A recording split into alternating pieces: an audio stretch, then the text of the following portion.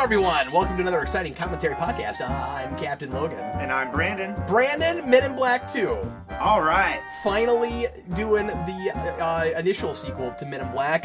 We did Men in Black, maybe 2 or 3 years ago now? Maybe longer, Maybe actually. longer I than think that it's closer even? to 4. Wow, We okay. did it in your apartment. No, we did it here. Are you sure? Yeah, it was here. It wasn't that long ago. It was here. Remember we 3 years then. Yeah, we were watching it on a projector screen that I used to have set up down here. And anyway, finally getting around to Men in Black 2, which I will say straight away I don't think is all that great. And I like it. Well, we'll talk about it, obviously, for the next hour and a half. Who knows? Maybe I'll come up with a different opinion, because watching it with people sometimes changes my opinion of things. When this first came out, I remembered being pretty disappointed with it, and it certainly hasn't held up real great on repeat viewings. I think the third one was a step in the right direction. Definitely. I liked it quite a bit more, but this struck me as kind of the obligatory sequel. It has sequelitis pretty hard. And well, that's not to say that you should see the second one is still my least favorite of the 3. Yeah, sure. It just doesn't go below a certain point for me until today. Yeah, well, we'll talk about all the ins and outs of it, and as always, if you want to watch this with us as a commentary, grab your DVD, your Blu-ray, however you want to watch it, get it to timestamp 0 past all the menus, and if you want to listen to it as a podcast, we'll do our level best to provide as much of some context as we can for what we're talking about, and make this as listenable as we can for if you'd like to hear us yapping away while you're driving around in your motor vehicle or taking on space aliens in some outer galaxy that we're not aware of, but you are. Anyway, Brandon, are you ready to get started? I'm ready to get started. All right, let's get right into it. Everybody, please press play right now.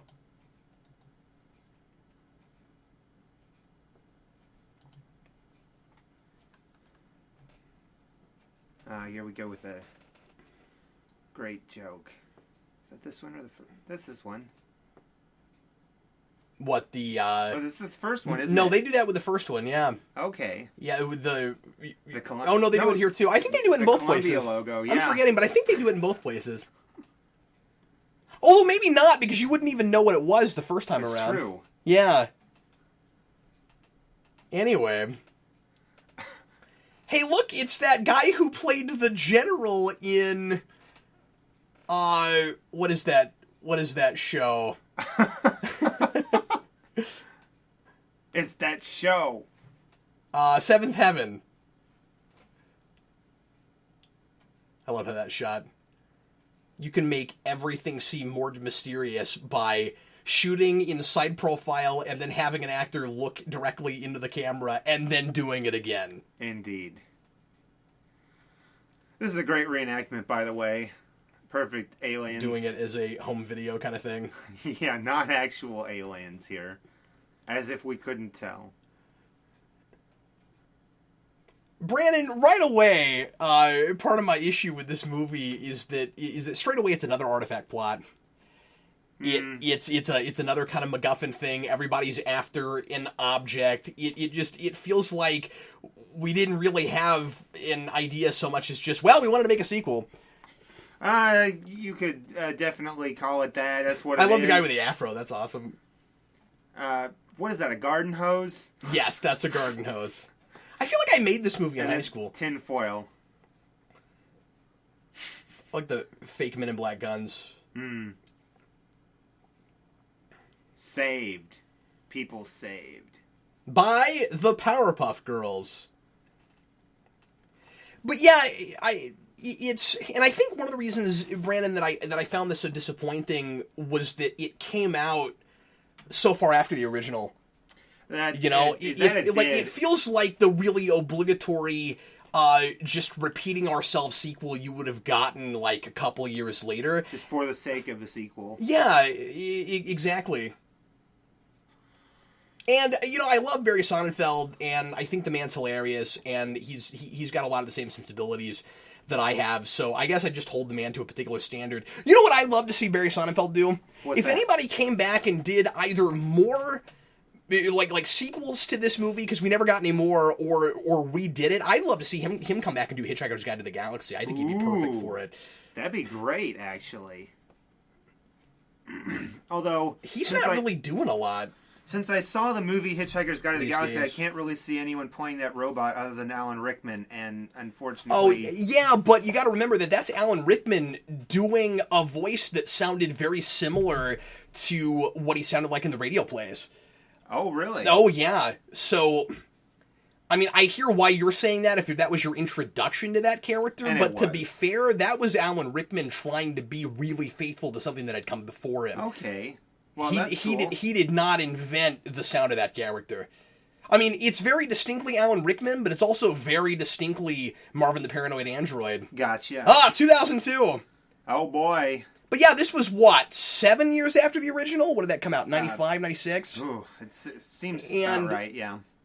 And so, and for whatever reason, we made that kind of a tradition with these, that we always wait several years before we do another one. Indeed. In that intro, though, what do you think about we get to see the size of the spaceship here. It's actually very, very tiny. But in the intro, it looks like it's huge compared to that planet. It destroys that planet. Doesn't that seem a little bit just oddball-sized? Yeah, but that's the joke, you know. It is, but I don't think it plays as well here as it does with the Galaxy in the first one. No, certainly not, but we're also obviously trying to harken back to that. So... We're playing with scale, and these are supposed to be all about things are never exactly what they seem, and you can't judge a book by its cover, and I'll judge your book by its cover. People see what they want to see, and they want to think of the Earth as the center of the universe and as themselves. But like, once again, we're kind of repeating ourselves, because this is a lot like the tiny aliens we had in the first one. Like, we were already playing with scale. Well, sure enough. Even beyond the galaxy thing at the end. Yeah, I mean, you had the tiny galaxy, and, well, anyway. The fact that the cockroaches, are aliens. Right. That all these things happen under our noses. But if anybody was really paying attention, it would also be really obvious, that aliens are real and stuff. I forgot that Serlina takes her form based on the ad, and that seems like such a cheap trick these days. People like taking on an appearance because of an ad, a sexy ad. I've seen it done a lot, and now it's kind of seeming. I don't know that this was the first to do it by any means, but now it seems just kind of out of place. Right, it is a cheap trick, Brandon, and she wants you to want her.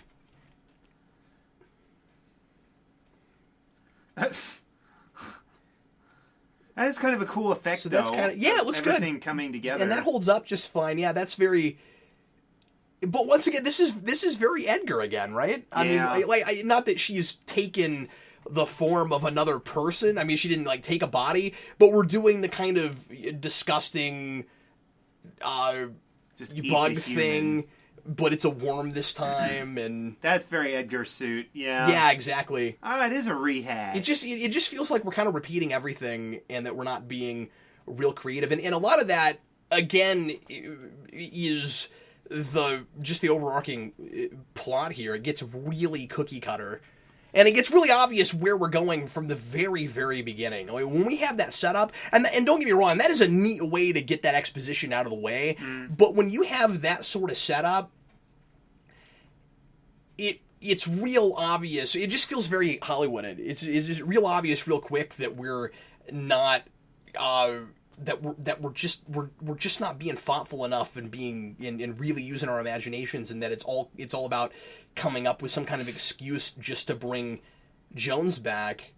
Wow, Patrick Warburton looks young here. I mean, people talk about Warburton like he doesn't age, but look at him here. Look at him. Yeah, look you at him come now, back to this, and it's really apparent. I mean, even his time on that CBS sitcom, drawing a blank on the name of it, which I really like that sitcom, but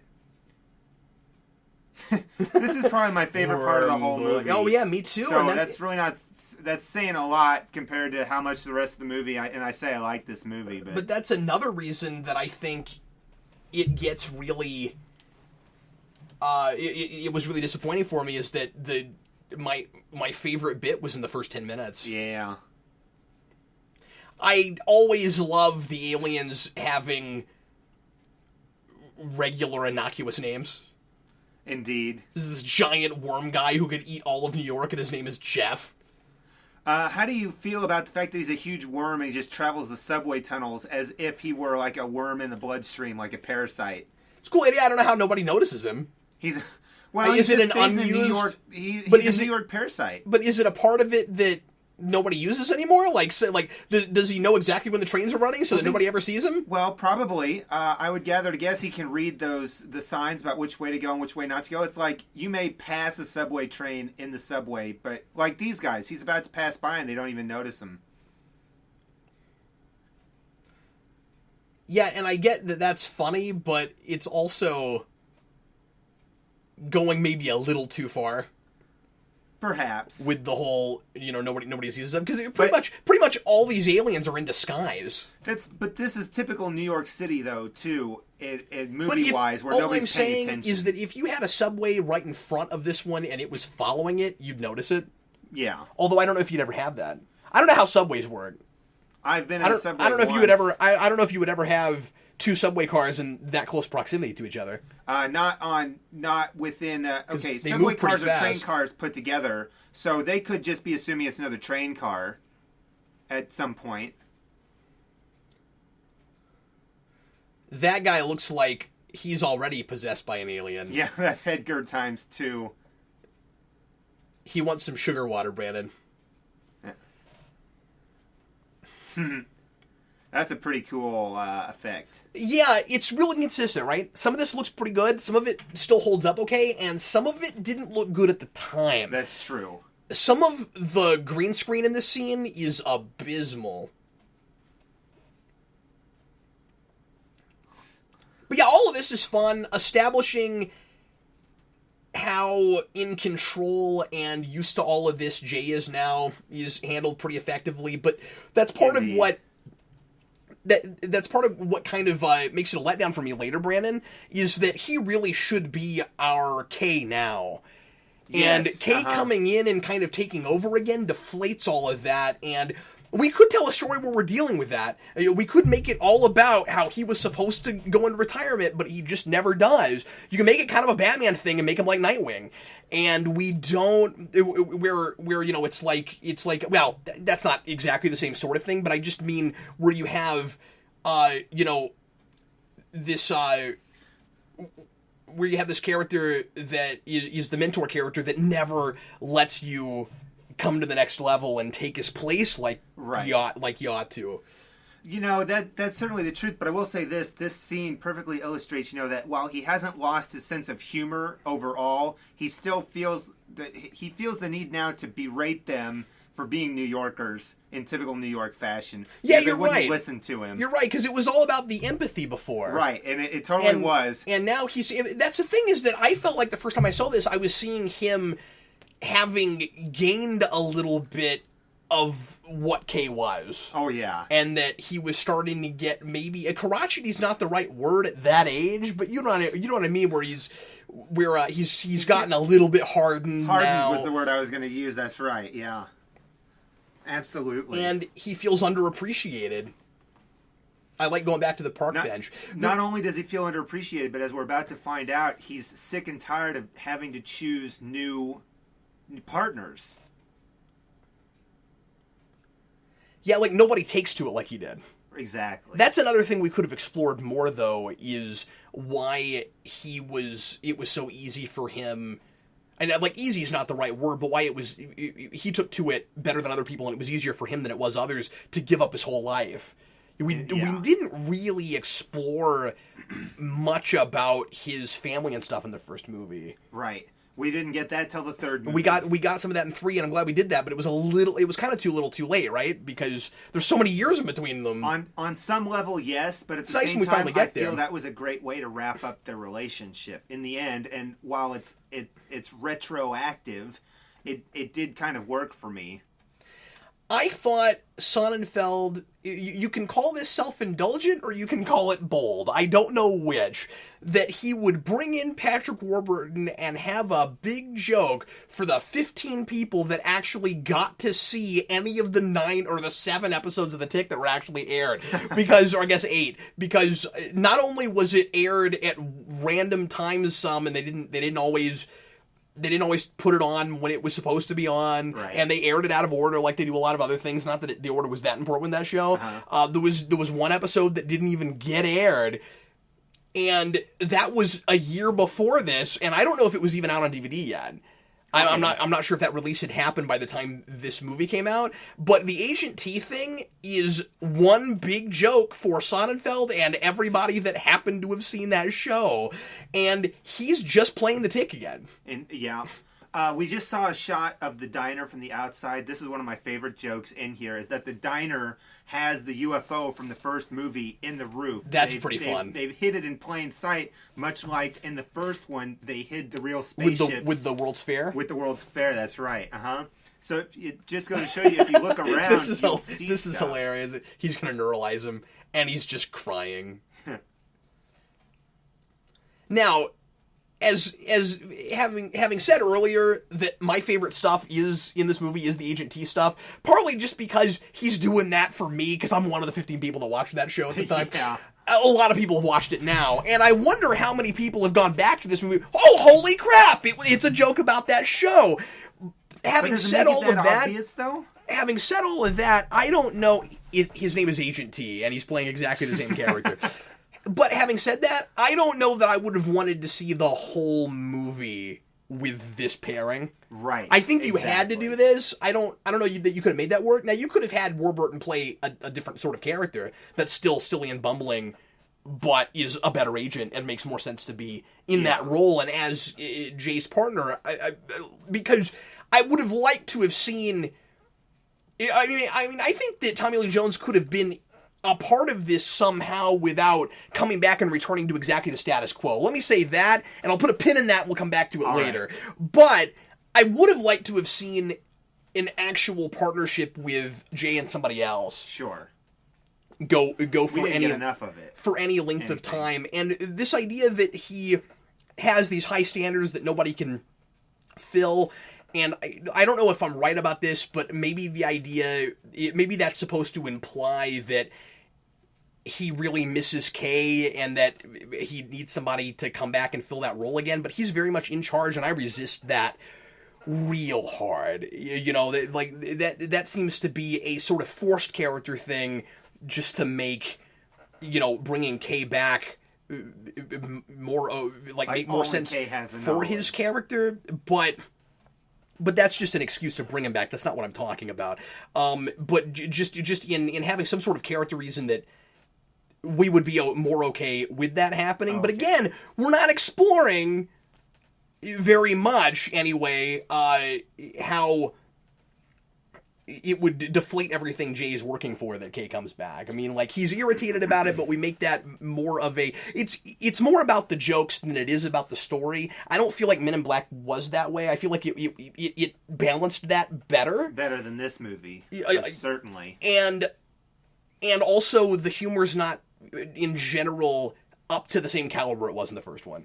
So you don't even have that to fall back on with this movie. And I guess I'll go ahead and say this now. It's also too short. It is a very short sequel. Maybe ultimately that's a good thing, since I don't like it that much. But that also plays to the sequel for sequel reasons. And I think you're right on track, though, with Kay returning.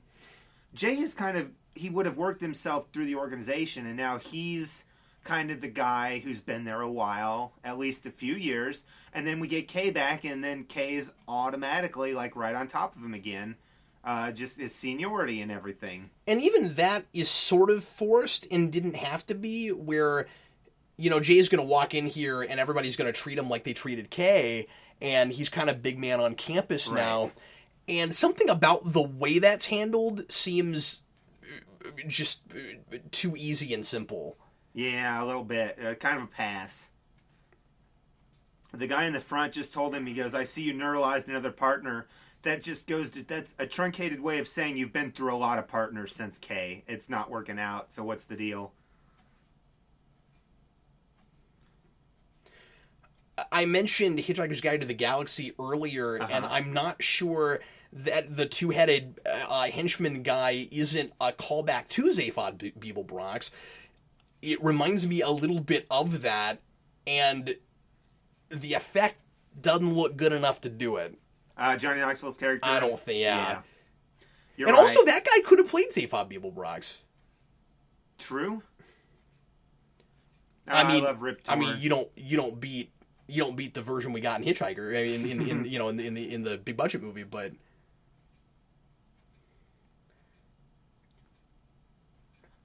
I love that delivery. You want to look like me when you hit 50? Zed looks great. He plays the part just like in the first one. Is just great.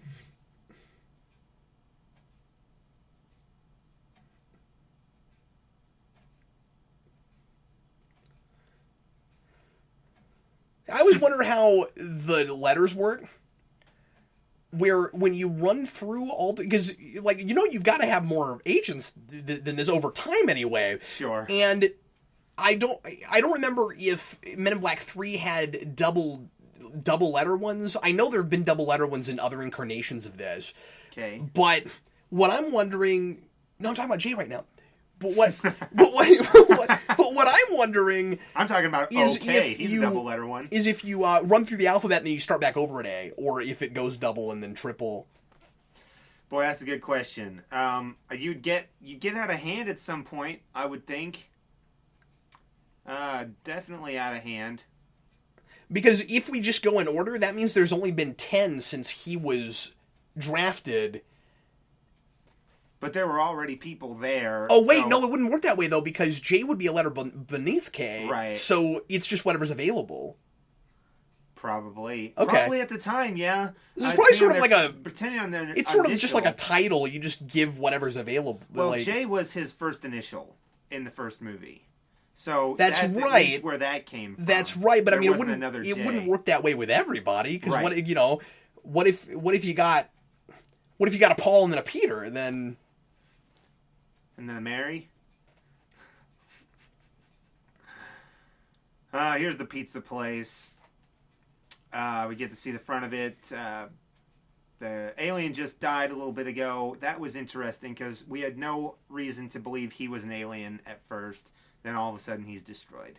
He won't tell the secret. The thing with the dog never played well for me. Again, it seems like kind of the typical obvious thing to do, where you take that character from the first movie that was, probably funny for some people and not everybody's cup of tea. Sure, yeah. And then you make him this big part of the whole movie. It would be like if the worm guys followed him around everywhere. Oh, yeah, like that's true. You're taking one gag that you played through a little bit of the movie and you're blowing it up to the whole, as a Making supporting character. And really that doesn't always work. I mean, it doesn't always not work. Right. But it's working less here. That's for sure. And again, partly I'm resisting it just because it's the obvious way to go. And I think putting him in a suit and making him one of the Men in Black is kind of, once again, going just a little bit too far. Especially because, are any of them aliens? Are the agents? The actual agents? They're all people. So. They're employees, but they're not field agents. Right, exactly. They're not field agents, and it wouldn't make sense to make him a field agent because but the pug is a field conspicuous. Agent. He started out as a field agent. He was eyes on the street, if you remember. Yes, but not like put a suit on him and have him go out with.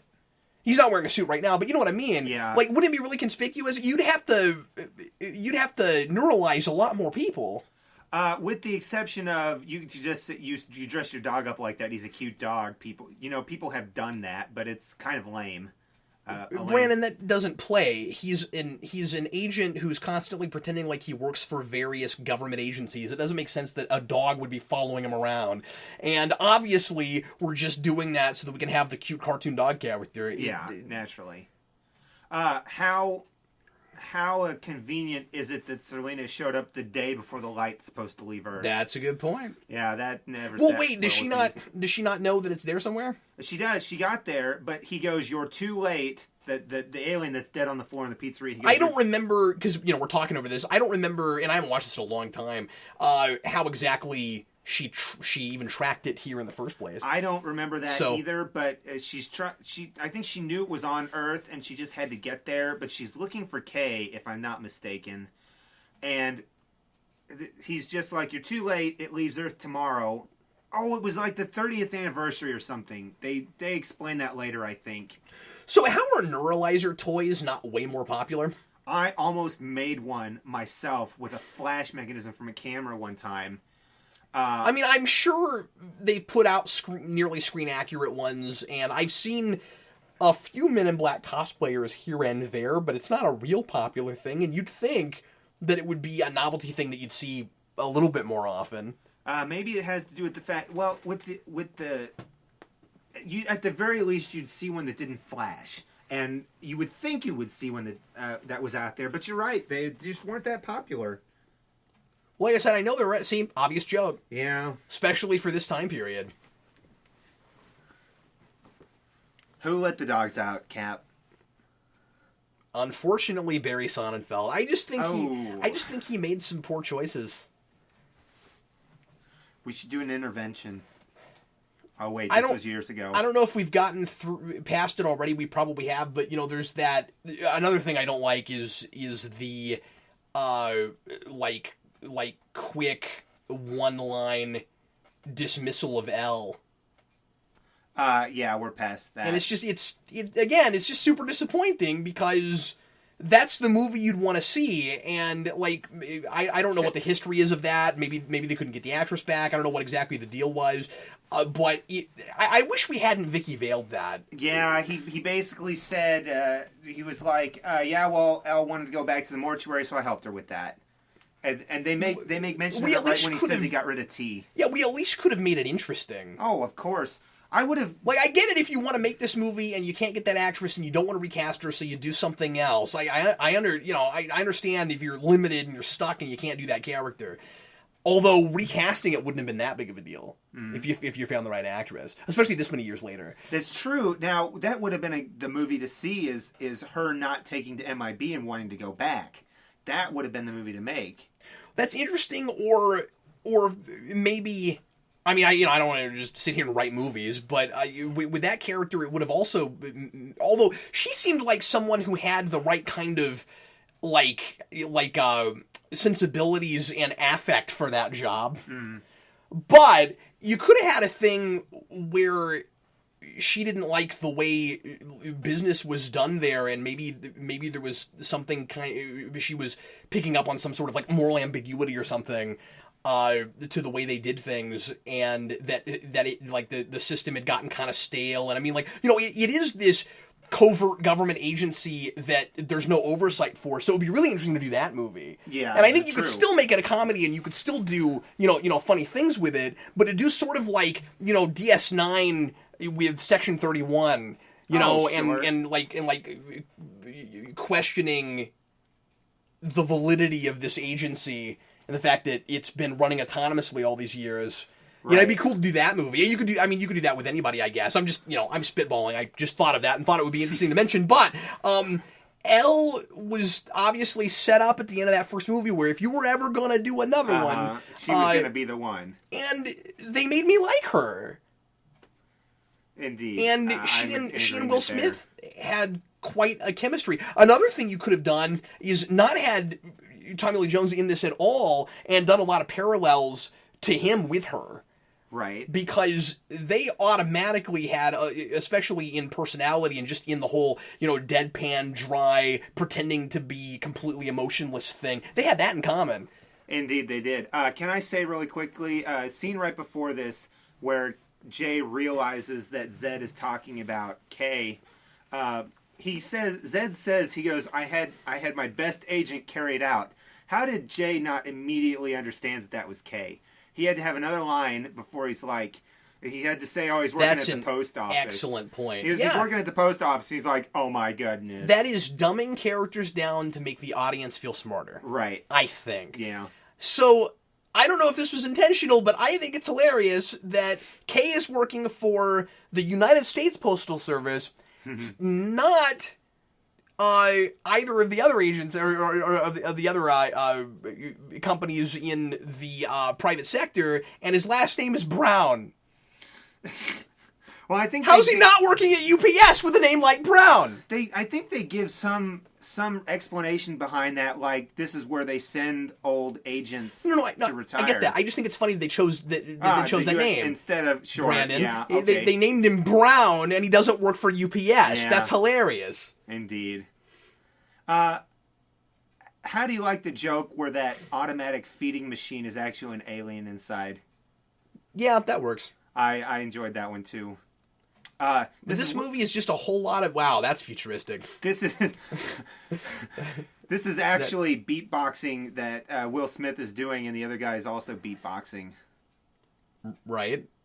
I just thought that was really cool. No extra effects, just them actually doing stuff. Why are you explaining this like we can't tell what we're looking at? Well, some people think that it's effects over their mouth movements. Oh, I see. Yeah. I just didn't know what you were talking about. This guy, I love that guy. They all look weird. This scene plays a lot differently after you've seen Monsters University. Okay. Because at the end of that, they all go to the two main characters, Mike and Sully, go to the mailroom of Monsters Incorporated. Oh? Yeah. And of course it's run by monsters. Nice. No technology, just a guy in there smoking. I guess that's just to employ more aliens. Perhaps. Because surely some alien race has built a machine that could do that even better than anything we have. Right, and I believe it's explained at one point that a lot of our technology is alien technology. Yeah, I guess, Brandon, my big thing with this movie is I just resist the premise. I feel like when I was a kid and Men in Black came out, I was like 12. And when I saw Men in Black, after I'd seen it a couple times and I really loved that movie, I remember thinking, if they ever made a sequel, I hope they don't do the obvious thing. I remember always thinking, the obvious thing you do... Well, I basically wrote this movie in my head, and it's not because I was smart, it's because it's obvious. I was like, okay, so obviously what you do is you'd have Kay know something that nobody else knows, and then you'd give him his memory back just as an excuse. That's exactly what we did. Well, let me ask you this. Do you think that we could have gone from movie 1 directly to movie 3?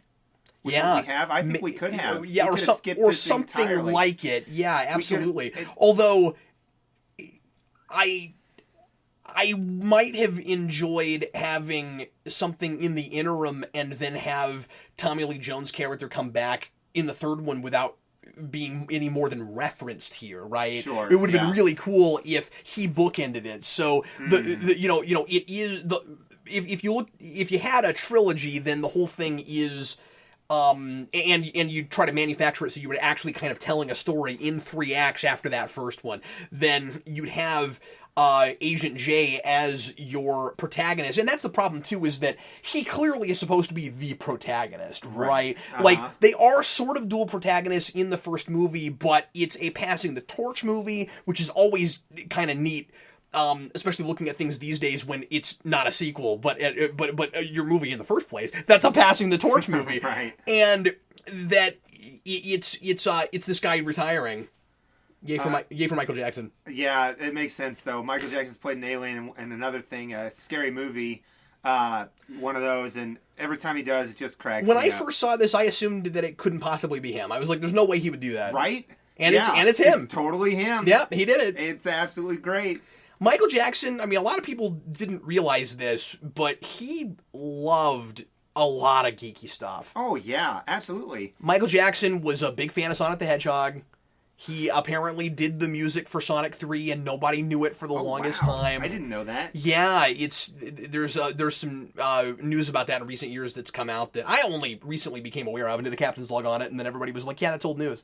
But somebody wrote an article recently detailing a lot of a lot of the details that people didn't have. And anyway, it's really interesting. So who's in Whoville? No. Yeah, that's exactly what that is. See, after a while, this just stops being clever. Well, if you remember in the first one... Oh, look, there's a whole civilization inside of a small thing. Like, okay, we get it. Well, also, I'm just sort of realizing it's almost an identical joke to the first one where Jay touches the ball and it goes berserk all over MIB headquarters. It's another ball, and Kay's touching it, and he doesn't know what he's touching. Now, that's the thing, is that you have to decide for yourself where you're going to separate ripping off and... clever parallels and callbacks. The problem is that the structure of the movie is too close to what you had in the first place, so it's harder to appreciate moments like that, because making that just a big ball with a civilization in it, in his reintroducing Kay and being now the senior agent that has been there for a while, and that's when you'd want those sort of parallels. You'd want to do that kind of stuff, but play it smart and make it clear that we're not trying to do. That's funny. In Burger King, that we're not trying to do exactly the same. That we're not ripping ourselves off and just doing the same story again, but repackaging it to try to dupe you. Right. There are times to do that. This is clearly... How would you have a Burger King that's off the books? That's a good question. They get deneuralized when they go home. It's privately owned, maybe. But this is supposed to be the quote-unquote airport of, intergalactic services on Earth. Right, and that's what the joke is. Yeah, clearly that's why they've got all the stores. Even though it's inside MIB headquarters. This is just not funny. Poorly done. That's the consistency that's poorly done, is his character. So did the two-headed alien faint? I'll be delicate when I say this, because he saw a chest that wasn't even bare? Yes, and that is exactly what happened. Okay, I'll try to muster a ha-ha, but I don't think I... No, it doesn't work. But they're getting flushed right now. This is toilet humor, and he goes at the end of this. He goes, gross. Jay, it's not gross toilet humor just because it's a toilet, but I just don't know that it's clever. I don't know. It's funny to me when you get the joke, but it's toilet humor without being toilet humor. The problem is, this series is absurd, but this movie is inconsistently absurd. Where does that come from? Why is it a toilet? You know what I mean? Like, all of that absurdity in the first movie was, where you'd have a thing and then you look at it from another angle and, it's actually this thing. There's a reason. There was always a practical reason for it. There's no reason for that to be a toilet, except that you said flush. Yeah. They could have gotten out of there any number of ways. There could have been a secret exit. It didn't have to be blue water in a tank. No, and... Like, why would you build it like that? Except that you're just being eccentric. And, I know, because you're in a movie. I do like that a lot. Yeah. I think the blow-up agent that's driving around and is actually autopilot is pretty funny. Although that's a callback to Airplane. Ah, yes it is. Yeah. Yes it is. We got the black guy joke. I thought it worked really well in that instance. Will Smith's delivery was great. Will Smith can often pull that kind of thing off, where I'll find it, obligatory and obvious and in poor taste in other cases. Right. Sometimes Will Smith will do it, and it's really funny. And that time it was. You got to be sparing about that kind of thing, and you don't want to make the whole movie. You don't want to make that character the whole time, he's the token black guy. Especially when it's his movie. Yeah, exactly. When it's supposed to be his movie. Oh, man, you got that right. And we had some of that in the first movie, too, and I thought all that worked. Yeah. Well, these movies were great about making that, at least, work. We don't have to never bring up race as long as it's not preachy or we're like relying only on that for the sake of humor. Right. We are about to be reintroduced to Tony Shalhoub's character. I like Tony Shalhoub as Jeeves in both of these movies. It would have been funny to see him in the third movie. So, we're maybe, and this might not be fair, we're maybe between these three movies now, or at least these last two, a little bit inconsistent in a way I didn't realize, where, the younger version of him smiled and stuff? Uh-huh. Oh. Yeah. Okay. He kind of acts exactly the same. Before he got all hardened. Yeah. But wouldn't that have been... See, now I'm forgetting what exactly the timeline is. Is the idea that he hasn't been hardened yet when that picture was taken? And then is that consistent with the events of 3? The events of 3 kind of... Again, it's been a while. The events of 3 kind of tear into the story in 1, in a way in which he talks about the fact that he was just this guy who was supposed to meet up with this girl, and he didn't get to. He got stuck, and he decided he wanted to do MIB more than he wanted to meet up with the girl. And now he's at the end of 1, he kind of regrets that. He wished he'd gone the other direction. He's been doing it for too long. And in 3, you get the impression that he was just all gung-ho about being in the service of MIB, and, there's no problems there. Is there never even a mention of his There's not a mention of how he got involved. Was she a fiance or a girlfriend? Fiance, because what That's happens what I thought. at the end of 1, he goes back to her. She Right. gets deneuralized and thinking he's been in a coma for 33 years. Right. But I just couldn't remember if they were married or... And then when you said that, I was like, were they not married? They were not. Okay. Yeah. Anyway... I don't think they were. Now I'm double checking. Again, it's been a little while. We're about to see the guy who makes illegal copies of himself. I love this effect when we get to see the multiples. Not now, of course, but he's an ominous figure. I wish they'd have done more with him. They just kind of let him be two-dimensional. And speaking of two-dimensional, of course, our villain here is unmemorable and Saturday morning cartoon. Oh, yeah, absolutely. The only thing she's got going on for her is looks, and that doesn't say much. Jeeves! I'm still working on the old software. Yeah, did you know he's a search engine? You can ask him things. Oh. Now he's just ask.com.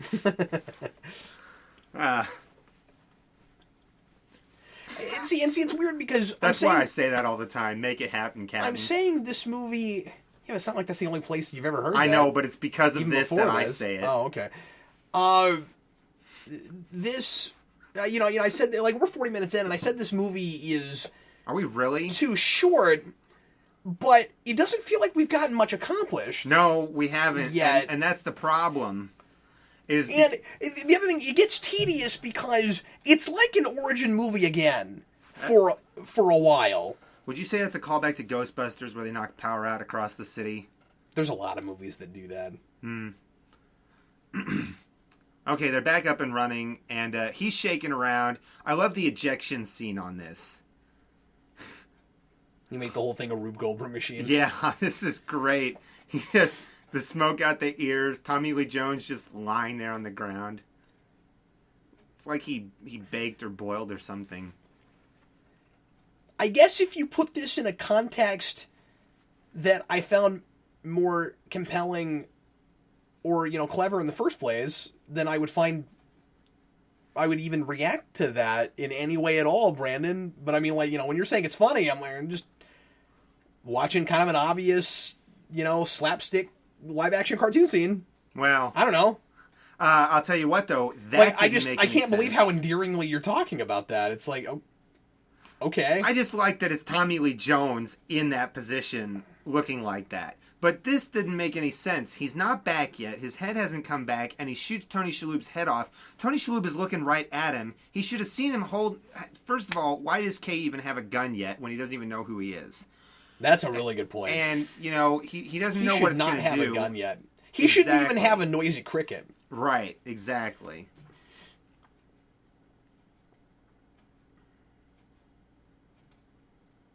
I like that line a lot. I'm his trigger-happy replacement. Indeed. The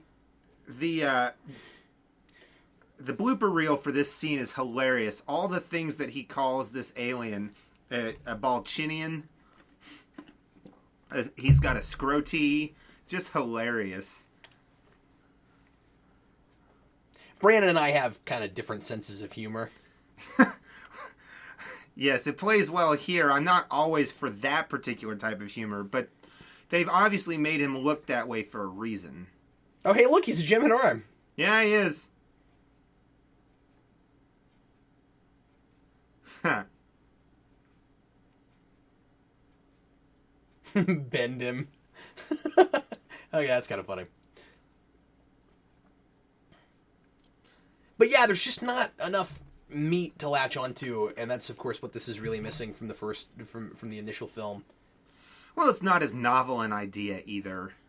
I don't think that's what's hurting it, though. I mean, I think it's that it's not. I see why you'd say that. Yeah, but if they're gonna go with this same universe, they've got to do different stuff. Yeah, exactly. I thought we were pretty creative with it first time out. Oh, absolutely. And now it kind of feels like we're, like we said, repeating ourselves, and I don't mean to repeat myself. He's starting to remember. This scene always got me. Every time I see it, though, it kind of plays less and less. I'm ruining this movie for you, Brandon. No. I can just see it. Maybe. Just a little bit. Well, also keep in mind, I didn't used to be so critical of movies. And I'm more critical now than I used to be. So I haven't seen this in a really long time, and that's probably has something to do with it.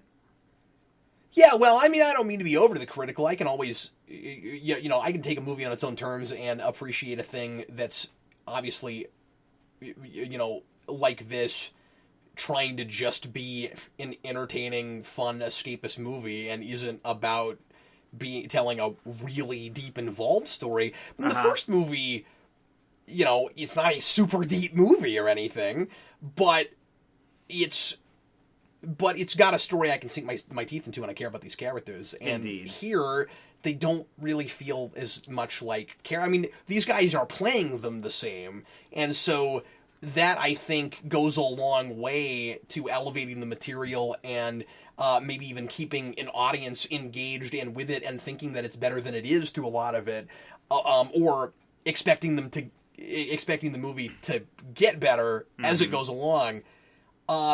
This is an example of putting one of the best lines of a movie in the trailer.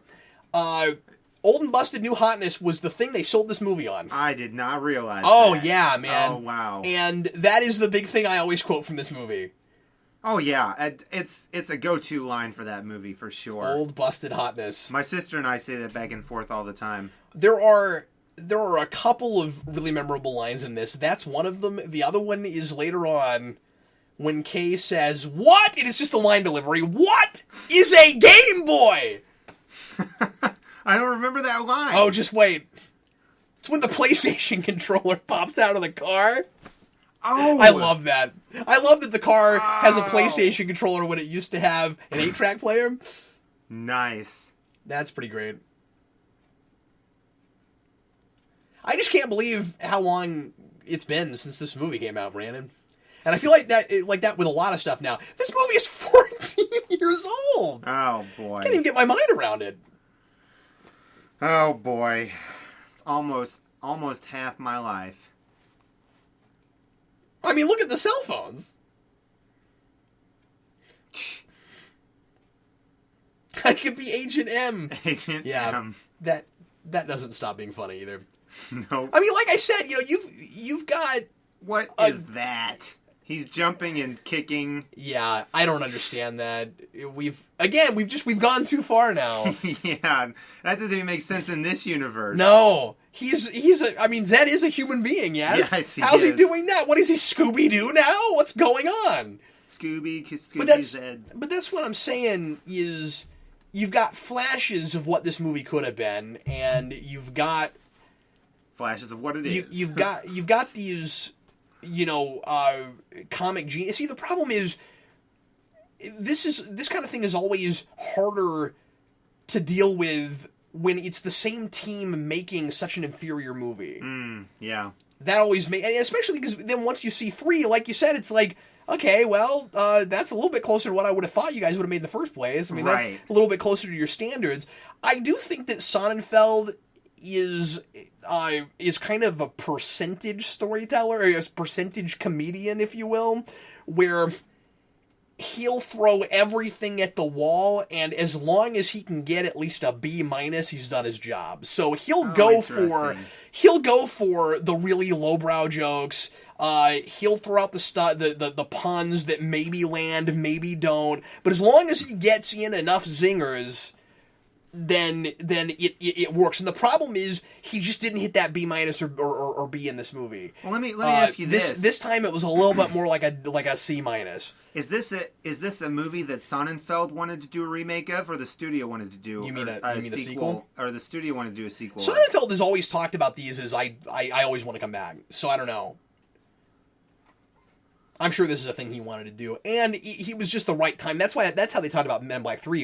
It was a time where all the people that can make these were available. Like they didn't intentionally put so many years between them. It was always just, and now everybody that works on these is available. Like they never wanted to totally regroup and have a different set of people putting these together. They always wanted to make sure that these 2 big actors could do it. They always wanted to make sure that most of the crew, like it seems like kind of a crew that always likes to make these movies. True, but even though we only have 3 of them. I could also see where Sonnenfeld didn't necessarily want to do it, but the studio's like, we want to do it and we want you to do it, and he's like, well, I don't think that's the case. I'll with do this, it Brandon. if okay.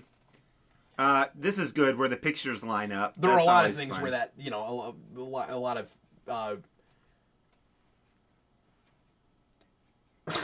Okay, that's a good line. I love the pizza box where he thinks the pizza box is a clue. But yeah, there are a lot of projects where that happens. There's a key behind his head. Once again, something about this didn't play for me in the theater. Why is there a picture of an astronaut? Although it's funny to watch Will Smith play this scene. Oh, it's a space. Who would stack? Okay, now that might be a Ghostbusters reference. Yeah, Brandon. yeah. No one in the world would stack pizza boxes like this. It is in this box.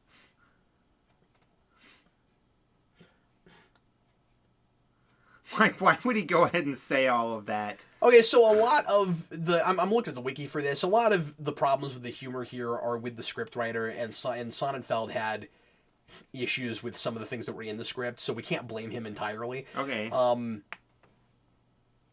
of course, he's usually not writing stuff. Sonnenfeld is usually adapting stuff, but he does a lot of visual jokes and stuff. That I'd be real surprised if that Zed kicking her in the face thing was actually in the script, but yeah, according to this, Sonnenfeld didn't like that the producers wanted the love story in this. He did not want the love story? That makes sense. And he said that's he said that was mainly based on what he learned from audiences' responses to Wild Wild West. Oh, yeah. That was not great. And it's unfortunate because it's just a waste of time. Like, after Men in Black, you think you want to see Sonnenfeld and Will Smith keep working with each other. If only. If right? only it could be his gold. I mean, you think you want that. Yeah. I had forgotten Sonnenfeld directed that. I didn't even know. That's unfortunate. I mean, I always call myself a Sonnenfeld fan because of the couple things I really like from him. The few things. I mean, I think for the things I've seen, he's had more hits than misses. I mean, as I've said before, I like Pushing Daisies a lot, and he was involved in that.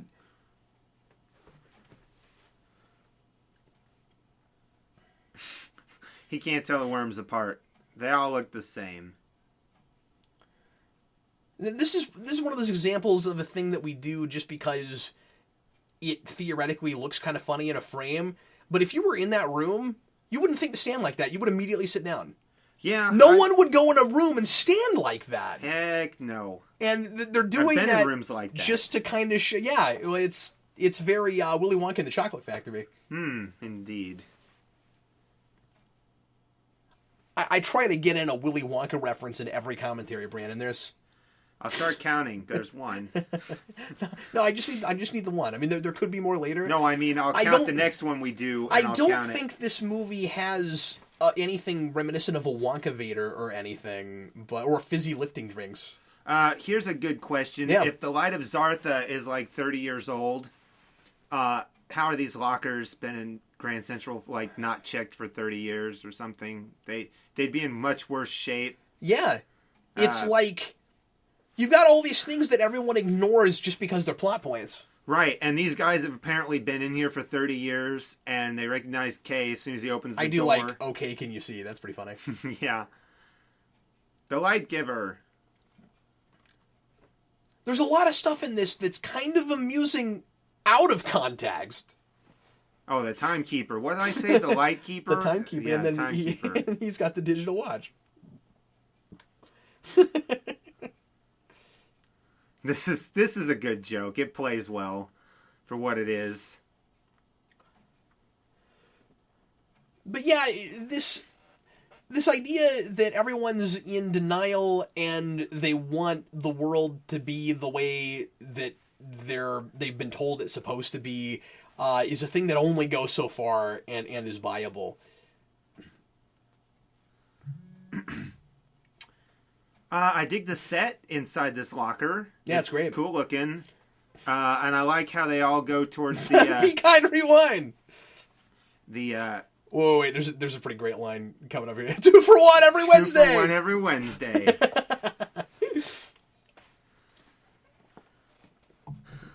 Large adult entertainment section in the back. Yeah. I feel like... Yeah, this is all pretty funny. I feel like that, the XXX Girls, is a reference to Beetlejuice. Yeah, but that's also just generic. It is, but I've always felt a little bit closer to that than generic. Yeah, well, you're reminded of it. Well, that clock's kind of down to midnight. Some things are going a little bit... Oh, I didn't think of that.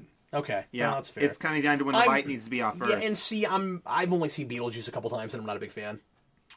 But anyway. This, the guy that...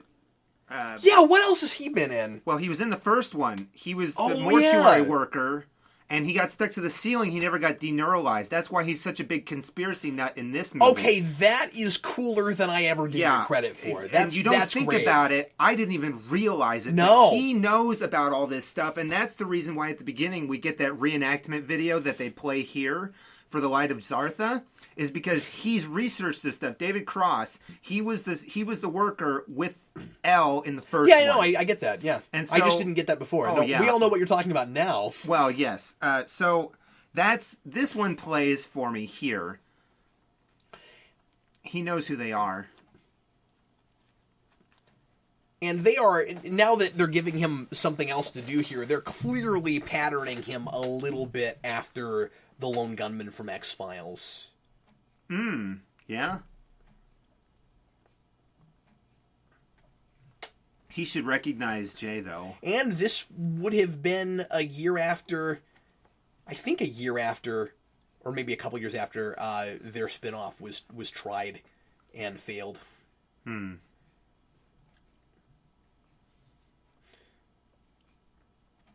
He's such an ominous guy, and they don't do much with him. Yeah, they don't do anything with him.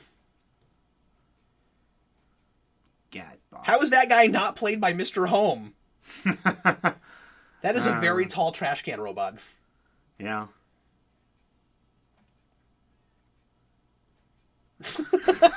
What? That comes out of nowhere.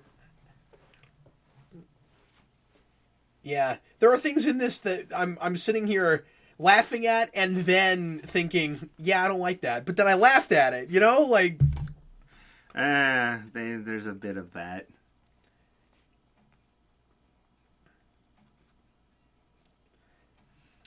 It's just a mediocre sequel that's got its moments. Alright, so they find Light of Zartha. Finally Finally, some hard evidence.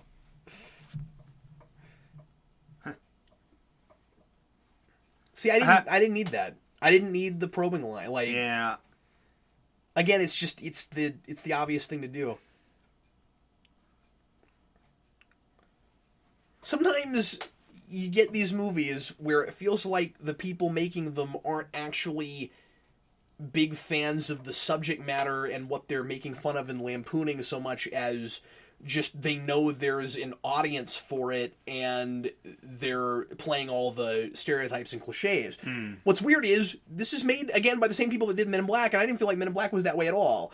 I had not thought of this until just now. You wouldn't have Men in Black without X-Files, right? Like, oh, probably not. Like that was a thing that somebody looked at some comic book source material and went, "Oh, you know what? An adaptation of this would work right now." And that has to have been what happened there. Well, you make a good point, though, also about the people handling this that they felt like they liked the subject material. You almost feel like this was a different crew making this movie. That's what I'm saying, and it really was. I mean, I think the writer was different. That's probably what I'll have to look into that and see what and see who the screenwriter of the first one was. I guess that is probably the missing link, and of course, that's the important thing, is telling your story. I think they are implying that this is the thing that Kay got stuck in that got him into the agency in the first place. Yeah, I think so. Because they don't explore it in the first movie, but that's why they did it in this one. And the problem I have with that, again, is just I didn't really need any more about him. Right, exactly. And that movie was so much about mortality and moving on and giving him a second chance. And this should honestly be played as a little bit more tragic than it is, because he got to live happily ever after. And now he's going to go back to the Men in Black and stay there past his prime, and when it really was his time to quit. Right. And they play it at the beginning of this like it wasn't his happily ever after. Like he belongs back at the office, and he really doesn't. I don't buy it. It feels like a cop out. Right. Could I be made to buy that? You'd have to work pretty hard. You'd have to work pretty hard, because in order to make the sequel you're wanting to make, you are deflating the point of your first movie. True. I don't like the fact that they they take look like away. They can pick up cable. That's a good line. Hey, I'm sorry, what? They take away his knowledge of the kind of conspiracy nut part of him, and they just take away his character after we just got it.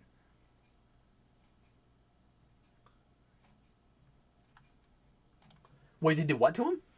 They just took away all of his conspiracy stuff. He's been a conspiracy nut for years. Different writer. Oh, yeah, so he's reprogrammed him completely now. Yeah, reprogrammed all of his last knowledge.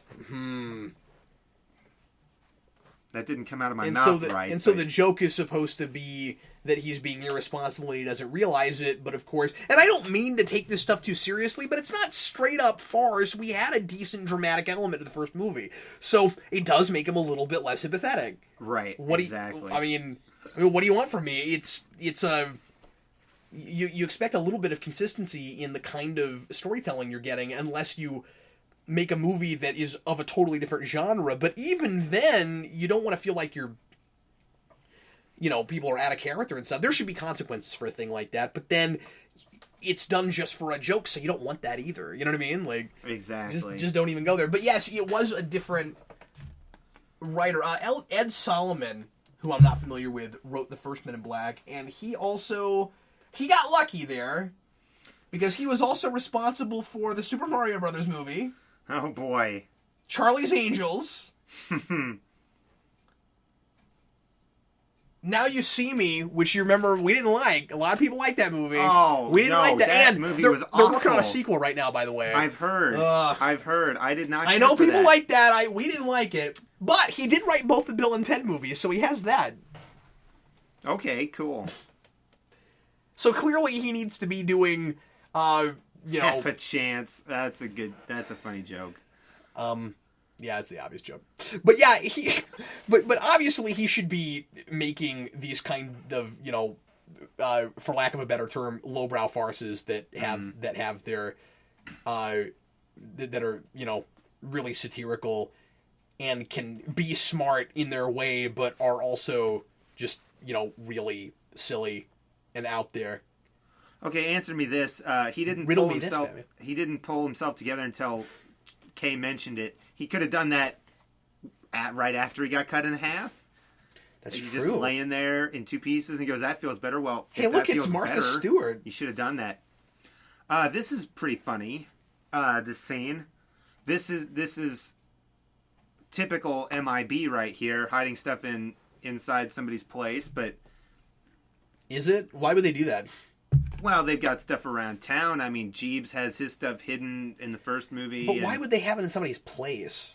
Maybe where they're not aware of it, and then you have to keep messing with their heads. Like, you know, there's that question in the first movie that Jay raises that we never really answer, which is whether or not we're actually hurting people's brains by neuralizing them. Right. Although, Kay's like, you know, I've seen it done to people a million times. It doesn't seem to affect them. So I guess the technology is perfected. But it still bugs me that you would be... And see, this is the kind of stuff I'm talking about when I'm saying that it would have been cool to have a movie about how MIB is kind of irresponsible and they're too powerful. Well, here's the thing, and though. They take advantage of their power. I mean, I'd love to see that movie. Yeah. Although then maybe that makes it way too serious. I don't know. Well, this is kind of an example of rewriting history. It's possible that could have used to have been an agent's apartment. Like in the third movie, and then Kay lives in that apartment, and then he's erased from time. You know what? You're right. That's probably exactly apartment. What that is. Where he had. Well, do they mention that? Because I just forget. And Not in this movie, but they write that in 3. I liked it. I like that Jay's gun is like 5 times bigger than Kay's now. Yeah. And he's just like, I no longer have to use the stupid noisy cricket, so I got this gun that is stupidly large. There's no good reason it should be this large. Wow, that gun is impractical. Indeed it is. Why would you want to shoot a weapon? You know why that's a stupid line? Because if the building is pressurized, you wouldn't get sucked in. You'd get blown away. You'd get blown out, yeah. And that guy certainly wouldn't still be sitting there. That's a funny joke, but you wouldn't get sucked in. Maybe he has gravity boots. Well, that fan is supposed to be the thing causing the pressurization or the suction on the building, but it's not moving. Well, how do you know that's what it's for? Well, I'm assuming it's an air handling fan. I think it's just a big dramatic fan. I think it's just there for dramatic effect, Brandon. True enough.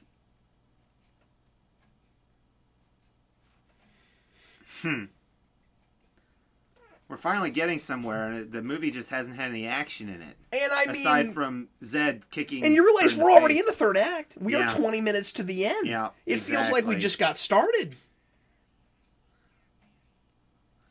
It really is just a series of mediocre to sometimes pretty funny jokes.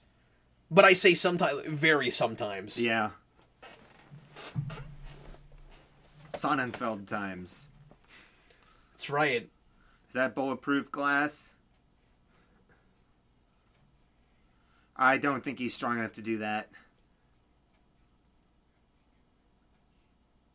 I wonder if he can do that thing that Zed did. Can jump in the air and kick somebody in the face 15 times. Well, and you know what? We are kind of doing this with the worms where we're making them... I forgot that we did as much with... In fact, they're not in this any less than the dog is. True enough. And I remember the dog being a bigger part of this, so I'm complaining about that maybe more than I should be. But no, I guess we did kind of also do that with the worms. It's like, you know, let's take our silly one-note joke characters and put them right up front and center. Indeed. I had forgotten that about the worms. They play a bigger role in this than I remembered. Don't give the minions a whole movie, and don't do that with them. Right? That's all I'm saying. Right, yeah. Right. Okay, the minion thing could have worked, but... Right, but they ultimately it did not. They didn't know what they were doing. Anyway. See, here's the illegal copies. Oh, this doesn't look good. Doesn't look good, but it could have been a cool storyline. Like, why is this big giant guy just a floating head? Yeah, it's true. And then like he seems really ominous and creepy, and then it's not really worth that reveal, right? Like, and then the whole, like, you know, screaming versions of them that are doing the, you know, the kind of, I don't know what you call it, but that yell, I don't know. Shriek, maybe. Okay, Jay is getting thrown out everywhere, but he's landing on surfaces that are kind of slanted, so he doesn't have to be too beat up for this. It's action, but it's not action. It's that the yell thing. It's that stereotypical like a cartoon Spaniard thing. That's what it is. Oh yeah.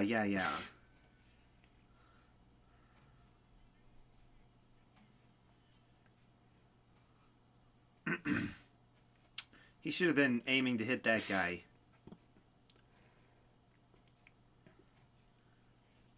Convenient. He just lands on a pile of extra materials. Yeah, and then he should get up and he should say that thing that Adam West says in the 60s Batman movie where he says when they land on a foam rubber convention and he says, I did believe that I noticed it out of the corner of my eye. And that's how you make a joke like that work.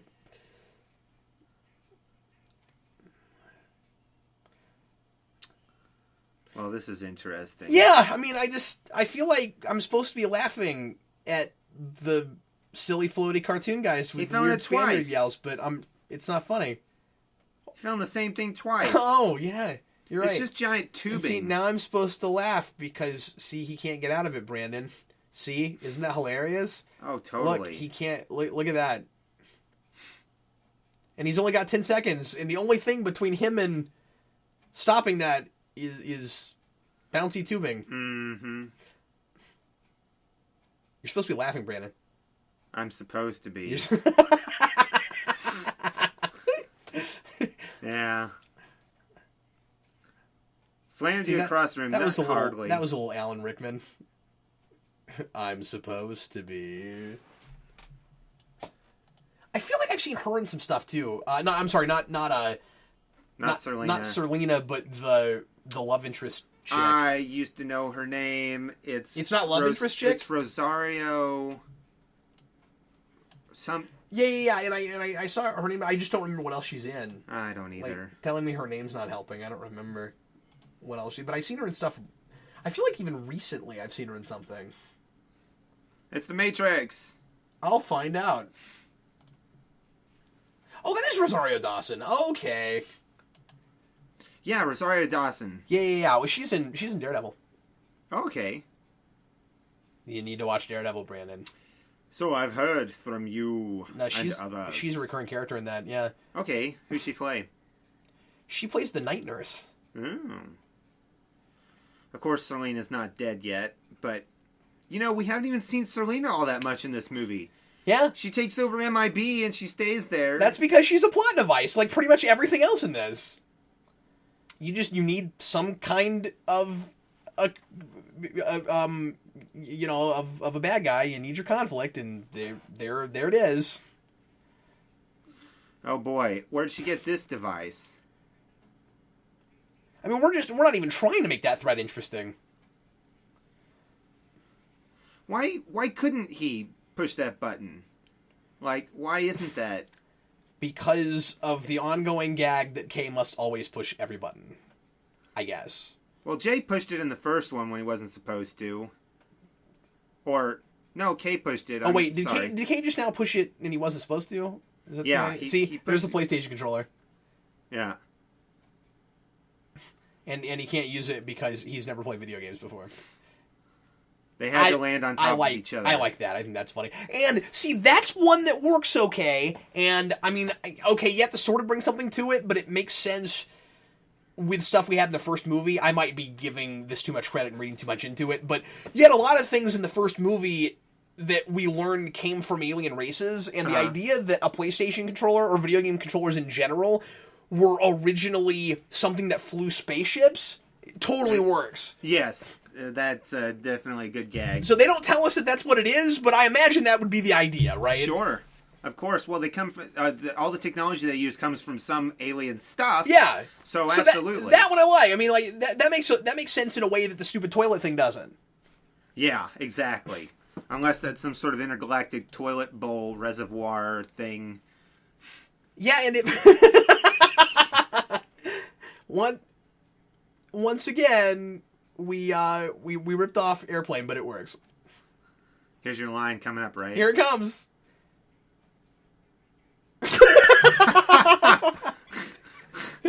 What is a Game Boy? That never gets old. And that was a wonderful ad-lib, potentially, because, and you see this sometimes with subtitles. Of course, we're doing a commentary, so we're looking at the subtitles. The subtitles didn't even have that line the same. They did not. It said, "What is that?" But he says, "What is a Game Boy?" And he might have, if he ad-libbed that, turned it into what I think is one of the only memorable classic lines of this movie. Okay, I gotcha. When in the script, it was kind of nothing. It's kind of stupid for them to go down into the subway. I get why they do it because of what happens here. You know, she gets eaten, but... See, look, Brandon, it's genius setup and payoff. Yeah. Not so much. Yeah. Also, the other thing is that, I don't know if you noticed this, but their ship neuralized people as it went by. Yeah. And that's kind of cool, but it's not neuralizing for Serlena's ship. What I don't understand... Wait, what do you mean?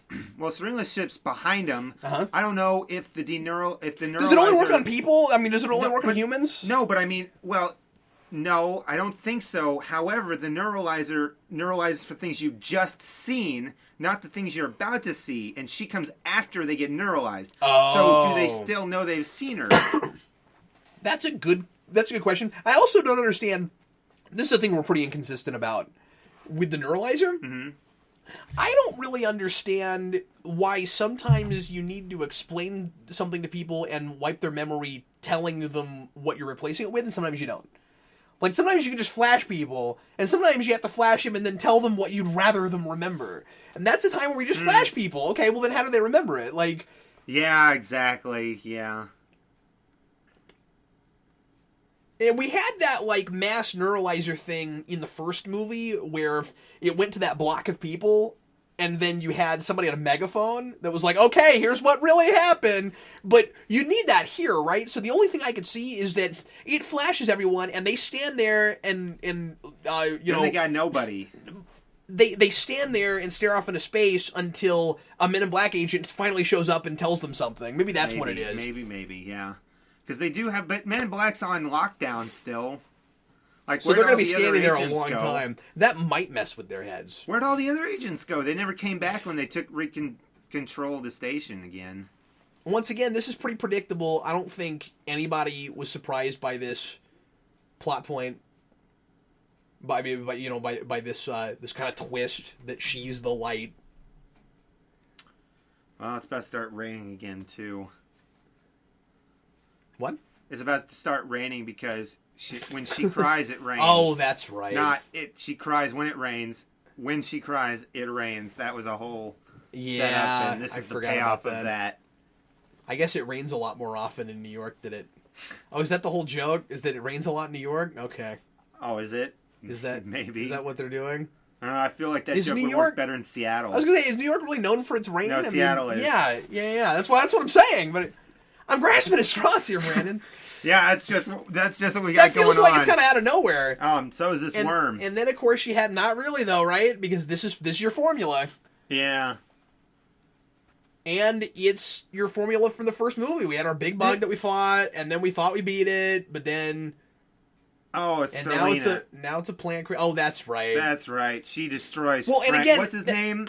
What, not Frank. Frank's the dog. The dog, yeah. But like that's even, more the formula. Because it's gotta be the villain you thought you just took out. Yeah, but Serlena's huge now. Why couldn't she just have been huge before? Like... Oof. Yeah, you're right. I mean, when you got a ticking time bomb, why not just do this? Yeah, this would... Like, Serlena could have easily overpowered everybody at any step of the way. But they all know they're in a movie with a script that's dictating what they have to do in order to reach the... It really feels like we're stretching to get to an hour and a half. And that's weird. But it's weird that it still feels too short to me, but then it also barely has enough material to even fill its hour and a half. And that's why it feels too short, because it didn't do much in an hour and a half. Usually that feels like, but like it's weird it's doing both, right? Because usually that makes it, an hour and a half movie feel like it's 3 hours long. I have that with Catwoman. It's like it just never ends. And then there's me who just didn't see Catwoman. I think the difference, I think the reason that you have that I have that with this is because I still like these actors in these roles, and they don't feel really out of character or different, even though they're not written as well. Indeed. That's because their acting comes through pretty well. I mean, doesn't it kind of feel like a TV episode? Like, it doesn't even feel like the whole... It doesn't even feel like you're watching a feature film. Like, just story-wise. Yeah, you're right about that. It almost feels like... Don't cross the stream. Plot-wise, this is what I would have imagined the comic book sequel to Men in Black that never got a sequel would have been. That's this story. Okay, yeah. This is the crappy comic book tie-in that follows it up and does the official sequel thing. So the light goes nuclear if it's not off Earth. Why is being on Earth, why would it make her go nuclear? I don't understand. And for all intents and purposes, the thing that they just did to blow up Serlina was nuclear.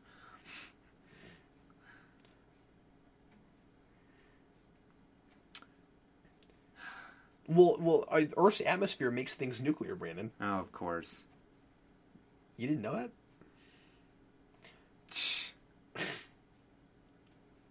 No, they didn't do anything. You're implying they did something, but we saw that she died at the scene. They didn't do anything. It's not what you think. And once again, Jay.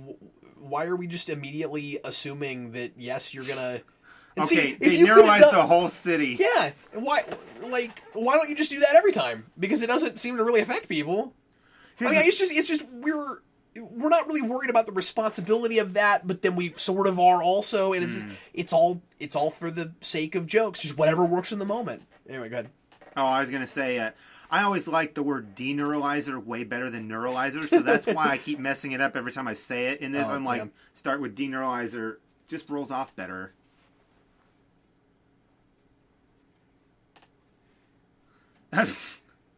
Come on. Yeah, why we went a little too far with Zed. Just all over in this, really. Yeah, I am glad that we didn't do as much with his dog as I remembered. For some reason, it's probably bleeding from the first one into the second one. For some reason, I thought we did more with him in this than we did. I'm glad that we didn't do that. Yeah.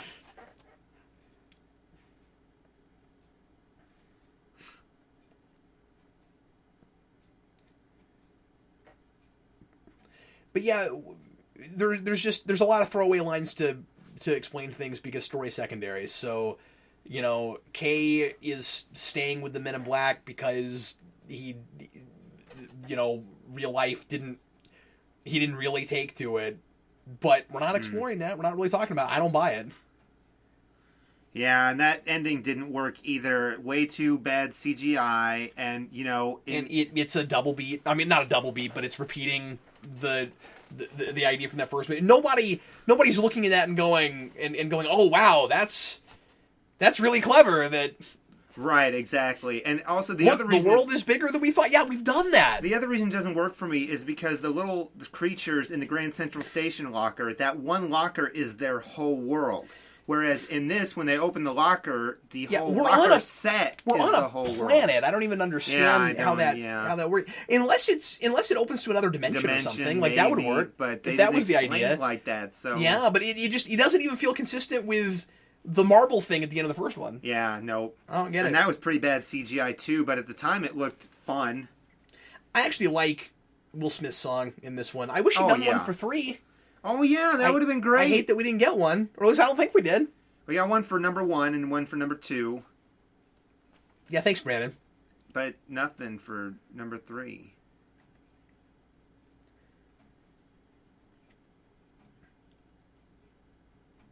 So am I right? Yeah. That it's just a really typical sequel. Yeah, I like it less than I did. It's I'm sorry, I mean, that wasn't the point of this exercise. No, but it was not to make you like a thing you like less. Well, certain things that I realized myself. It was a movie I was looking forward to real hard when it came out because I didn't think we'd ever see a sequel to that. Right, and it just fell flat. But like, there are certain things that I'm noticing now, like such as David Cross's character, when they totally remove everything that he is, and they just tell him to go to Cambodia. That doesn't sit well with me because I like David Cross as a conspiracy nut. Yeah.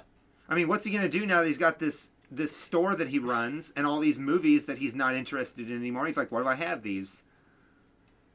Yeah, and so many missed opportunities, right? Because, you have that kind of cool continuity thing from that first movie. And I'm not saying that the whole movie should have been a bunch of callbacks to that, but then, again, we keep ripping ourselves off and repeating ourselves. And when we do that, it's more like what you would have actually wanted to see from a Men in Black sequel. Sure. Either totally go your own way and your own way. It's the same people, but like either let the story, take its own course and not be another let's go back to Kay's past movie, and then not really maybe have a couple nods here and there, but maybe not really talk a whole lot about stuff we did in the first movie.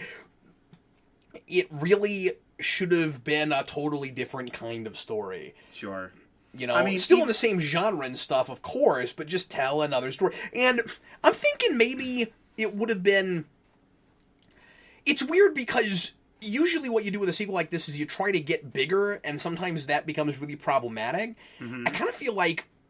And that may have been really bad if we'd done that. I kind of feel like the problem here is that we're not trying to be any bigger. You know what I mean? Like, right. I guess the stakes technically are, but other than all that, of Earth like, apparently would blow up. Well, you had that with the first one.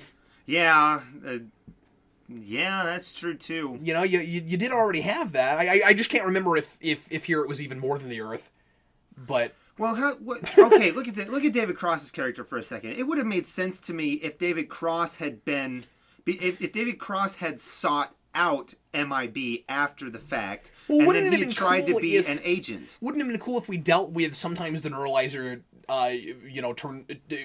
actually turns people to come find us. You know what I mean? Like all these protocols we have in place, we've gotten complacent. We think it always works. It doesn't always work. All this stuff really is in plain sight. And if somebody just starts putting 2 and 2 together, they're gonna get to 4 and they're gonna come find us. Right. Wouldn't it have been neat? Yeah, if you done a story where somebody comes and finds us.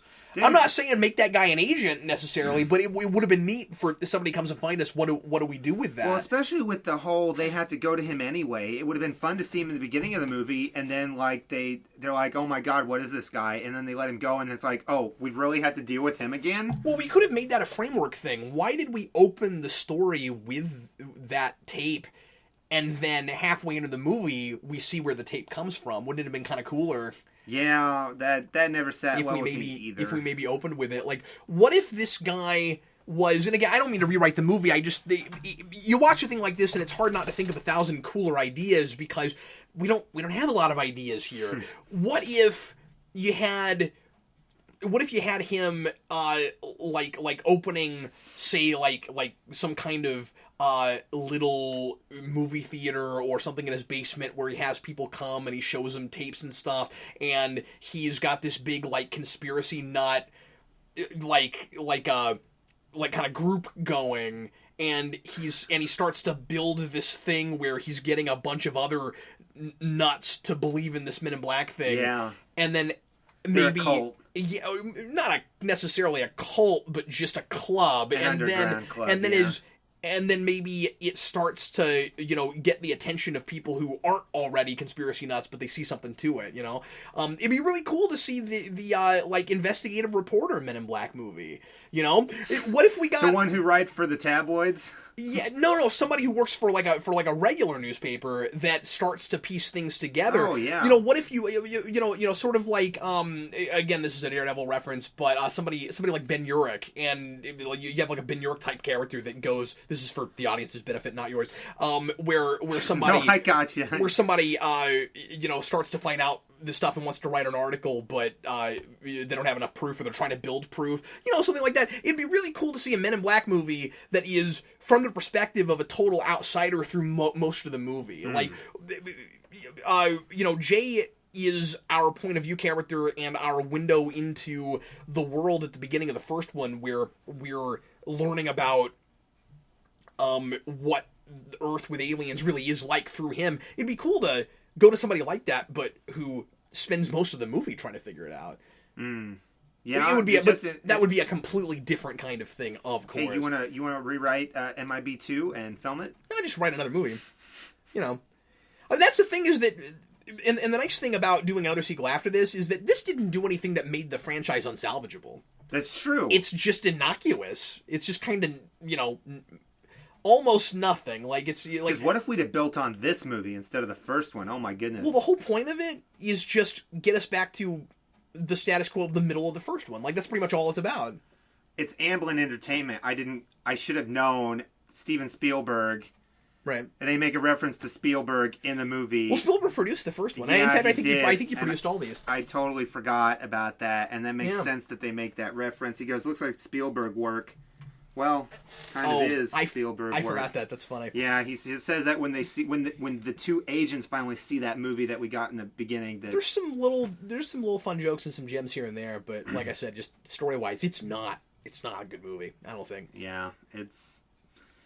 Well, anyway, everybody, thanks as always for listening, and feel free to tell us what you think about Men in Black 2 in the comments below. Brandon and I will come back to you sometime, hopefully not in 2 or 3 years, hopefully earlier than that, for Men in Black 3. Part 3. And then in the not too distant future, we're going to have more in this franchise with the crossover with 21 Jump Street. So we'll see that. We'll see what that's like. I reserve final judgment for that movie for actually seeing it, so that's something. Of course. Yeah. Because you haven't seen it yet. Well, I could just say I'm not going to see it, but I can't do that. I can't. Are you going to see it?